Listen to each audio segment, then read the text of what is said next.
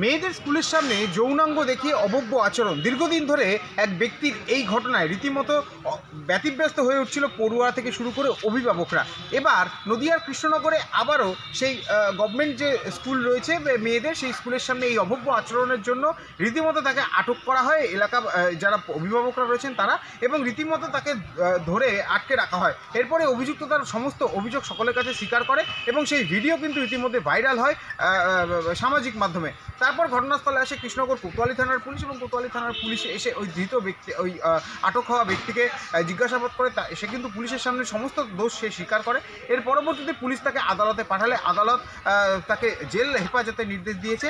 এখনও পর্যন্ত জানা যাচ্ছে যে এই অভিযুক্ত তার বাড়ি হচ্ছে কোতোয়ালি থানার অন্তর্গত গঙ্গাবাস এলাকায়, এবং তার নাম এখনও পর্যন্ত যেটা জানা যাচ্ছে যে সঞ্জয় বিশ্বাস, এবং তার বয়স 41 বছর।